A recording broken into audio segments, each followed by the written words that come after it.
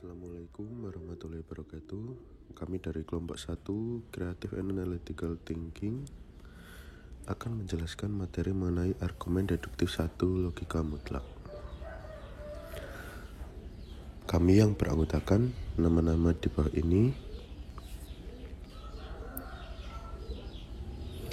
pendahuluan, penalaran hasil pengetahuan yang dikaitkan dengan proses berpikir dan tindakan dikaitkan dengan perasaan. Dalam hal ini, seorang ahli fisika yaitu Pascal menyatakan bahwa ternyata hati juga mempunyai logikanya sendiri. Dalam hal ini, perlu diketahui juga logikanya. Kita sadar bahwa tidak semua kegiatan berpikir itu didasarkan pada penalaran. Artinya apa? Artinya penalaran adalah kegiatan berpikir yang memiliki karakteristik tertentu dalam menemukan suatu kebenaran. Dengan demikian, manusia dalam melakukan kegiatan berpikir tidak selalu didasarkan pada penalaran, namun ada juga kegiatan berpikir yang didasarkan pada perasaan dan intuisi. Penalaran merupakan suatu proses berpikir dalam menarik sesuatu kesimpulan yang berupa pengetahuan.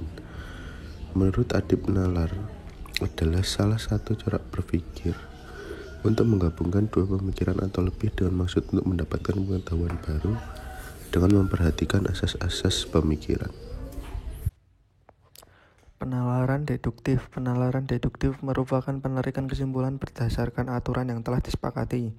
Nilai dari suatu kebenaran dalam penalaran deduktif tersebut bersifat mutlak benar atau salah dan tidak keduanya bersama-sama.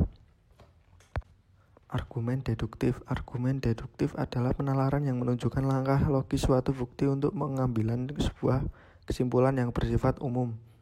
Pengambilan kesimpulan tersebut didasarkan pada bukti-bukti empiris secara khusus yang kemudian digeneralisasikan menurut Wijayanti 2017. Unsur silogisme. Yang pertama, premis umum menyatakan semua anggota golongan tertentu A memiliki sifat atau hal tersebut pada B. Yang kedua, premis khusus menyatakan bahwa sesuatu atau seseorang C adalah anggota golongan tertentu A. Yang ketiga, simpulan menyatakan bahwa sesuatu atau seseorang itu C memiliki sifat atau hal yang tersebut pada B. Yang keempat, rumus. PU ke semua A sama dengan B. PK ke semua C sama dengan A. S ke semua C sama dengan B. Baik, kita lanjut ke silogisme kategorial. Nah, di silogisme kategorial ini merupakan silogisme kategorial yang terjadi dari 3 proposisi. 2 proposisi merupakan premis dan 1 proposisi merupakan simpulan. Subjek simpulan disebut term minor dan predikat simpulan disebut term mayor. Nah, silogisme kategorial ini bisa juga disebut sebagai silogisme yang semua proposisinya merupakan kategorial. Proposisi yang mendukung silogisme disebut dengan premis yang kemudian dapat dibedakan menjadi premis mayor atau premis yang termnya menjadi predikat dan premis minor atau premis yang termnya menjadi subjek. Yang menghubungkan di antara kedua premis tersebut adalah term penengah atau middle term. Selanjutnya ada contoh dari silogisme kategorial. Nah, yang pertama yaitu semua manusia bijaksana, itu premis umum. Semua polisi adalah manusia, itu premis khusus. Jadi, semua polisi bijaksana, itu simpulan. Contoh keduanya, kalau kita pakai PU, PK, dan S, itu PU yang pertama yaitu semua profesor pandai. Premis khususnya yaitu Pak Habibie adalah profesor, maka simpulannya yaitu Pak Habibie adalah pandai. Contoh lain lagi yang bisa saya berikan yaitu yang pertama, semua tumbuhan membutuhkan air. Nah, ini termasuk premis mayor atau premis umum. Akasia adalah tumbuhan. Nah, ini premis minor atau premis khusus. Yang terakhir yaitu akasia membutuhkan air. Ini konklusi atau kesimpulan. Yang berikutnya aturan umum silogisme kategorikal. A.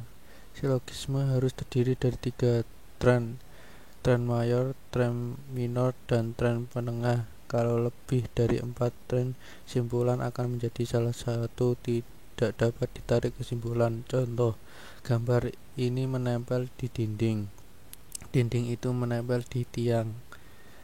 B. Silogisme terdiri atas 3 profesi, yaitu premis mayor, premis minor, dan simpulan. C. 2 premis yang negatif tidak dapat menghasilkan simpulan. Contoh, semua manusia tidak bijaksana. Semua karena bukan manusia. Bila salah satu premis negatif, simpulan pasti negatif. Contoh, siswa yang tidak baik selalu mengerjakan pekerjaan rumah. Asep bukan siswa yang baik. Asep tidak mengerjakan pekerjaan rumah. Aturan umum silogisme kategorikal. Dari 2 premis yang khusus tidak dapat ditarik satu simpulan. Contoh, sebagai orang jujur adalah petani, sebagai pegawai negeri adalah orang jujur. Jadi tidak ada kesimpulan. F. Bila salah satu premis khusus, simpulan akan bersifat khusus. Contoh, semua mahasiswa adalah lulusan SLTA, sebagai pemuda adalah mahasiswa, jika sebagian pemuda adalah lulusan SLTA. G. Dari premis mayor yang khusus, dari premis minor yang negatif tidak dapat ditarik satu simpulan. Contoh, berapa manusia adalah bijaksana. Tidak seekor binatang pun adalah manusia, jadi tidak ada kesimpulan. Silogisme hipotesis. Silogisme adalah profesi bersyarat. Dalam jenis ini, premis mayor adalah suatu implikasi, suatu penyataan dalam bentuk jika maka.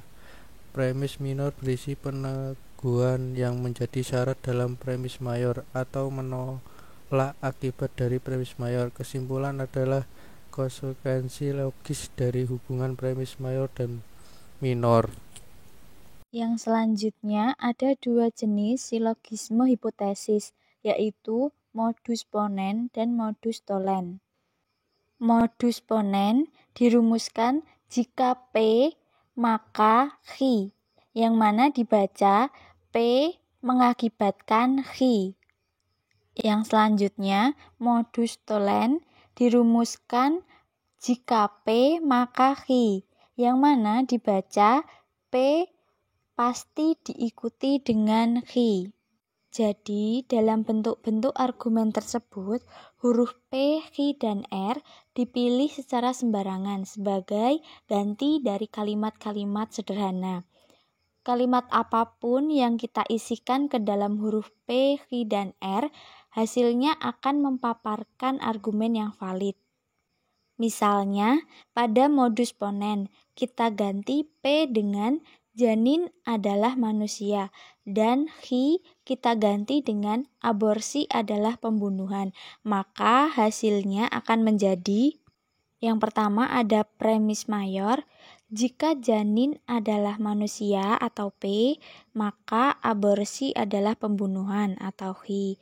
Yang kedua ada premis minor, janin adalah manusia atau P, maka kesimpulan maka aborsi adalah pembunuhan atau Q. Terdapat beberapa macam tipe silogisme hipotesis, yaitu sebagai berikut. Yang pertama, silogisme hipotetik yang premis minornya mengakui bagian antecedent. Misalnya saja, jika hujan, saya naik becak, mayor. Sekarang hujan, minor. Saya naik becak, itu kesimpulannya. Kemudian, ada juga silogisme hipotetik yang premis minornya mengakui bagian konsekuensinya. Misalnya saja, jika hujan, bumi akan basah, mayor. Sekarang, bumi telah basah, minor. Hujan telah turun, itu kesimpulannya. Kemudian, ada juga silogisme hipotetik yang premisnya mengingkari antecedent. Misalnya saja, jika politik pemerintahan dilaksanakan dengan paksa, maka kegelisahan akan timbul, mayor. Politik pemerintahan tidak dilaksanakan dengan paksa, minor. Kegelisahan tidak akan timbul, itu kesimpulannya. Yang berikutnya adalah silogisme alternatif, di mana silogisme ini terdiri atas premis mayor berupa proposisi alternatif. Kalau premis minornya membenarkan salah satu alternatif, simpulannya akan menolak alternatif yang lain. Misalnya saja, PU, Boim berada di Bandung atau Bogor. PK, Boim berada di Bandung. K-nya, Boim tidak berada di Bogor. Atau contoh yang kedua, PU, dia adalah seorang guru atau musisi. PK, dia seorang guru. S-nya, jadi dia bukan seorang musisi. Atau bisa juga, dia adalah seorang kiai atau profesor. Dia seorang kiai, jadi dia bukan seorang profesor. Atau, dia adalah seorang kiai atau profesor. Dia bukan seorang kiai, jadi dia seorang profesor. Selanjutnya ada entimen, suatu silogisme yang tidak mempunyai premis mayor.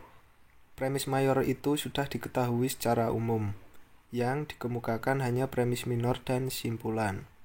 Praktek nyata berbahasa dengan pola silogisme memang jarang dijumpai dalam kehidupan sehari-hari, baik tulisan maupun lisan. Namun entimen yang pada dasarnya adalah pola silogisme sering dijumpai pemakainya. Di dalam entimen salah satu premisnya dihilangkan atau tidak diucapkan karena sudah sama diketahui. Contoh, menipu adalah dosa karena merugikan orang lain. Kalimat di atas dipenggal menjadi dua bagian, yaitu yang pertama, menipu adalah dosa, itu adalah kesimpulan.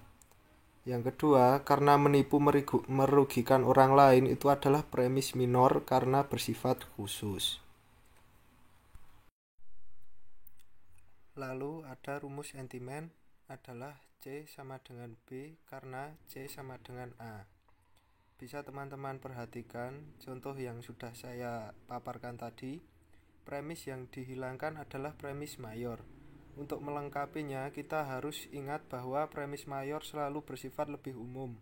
Jadi tidak mungkin subjeknya menipu. Kita dapat menalar kembali dan menemukan premis mayornya. Perbuatan yang merugikan orang lain adalah dosa.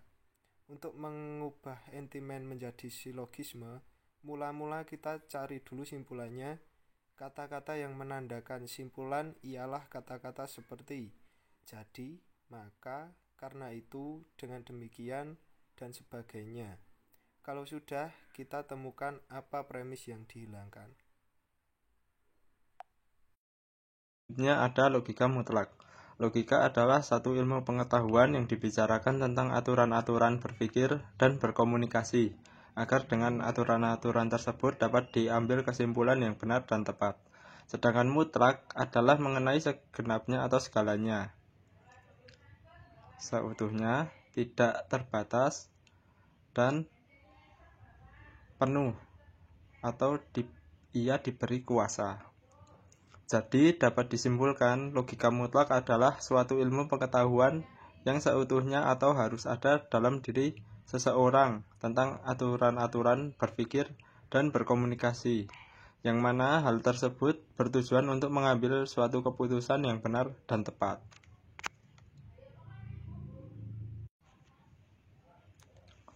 Slide selanjutnya ada logika kategorial. Logika kategorial adalah teknik pertama yang akan kita diskusikan. Pengertian dari logika kategorial itu sendiri adalah logika berdasarkan hubungan inklusi dan eksklusi antara kelas atau antara kategori, sebagaimana dinyatakan dalam klaim kategoris. Kategoris logika bermanfaat dalam mengklarifikasi dan menganalisis argumen deduktif. Klaim kategoris mengatakan suatu tentang kelas atau kategori dalam berbagai hal. Minat kami terletak pada klaim kategori bentuk standar tertentu. Klaim kategori bentuk standar adalah klaim yang dihasilkan dari menempatkan nama atau deskripsi kelas ke dalam kekosongan struktur sebagai berikut. Contohnya, semua titik-titik adalah titik-titik. Jadi, semua Presbyterian adalah Kristen. Contoh yang kedua, tidak titik-titik adalah titik-titik. Jadi, tidak ada Muslim yang beragama Kristen. Contoh yang terakhir, beberapa titik-titik adalah titik-titik. Jadi beberapa orang Kristen adalah orang Arab. Yang selanjutnya saya Dihanifah NPM 18010197. Klaim kategori bentuk standar adalah klaim yang dihasilkan dari menempatkan nama atau deskripsi kelas ke dalam kekosongan struktur. Di sini ada contoh A, I, E, dan O. Yang pertama ada A, semua titik-titik adalah titik-titik.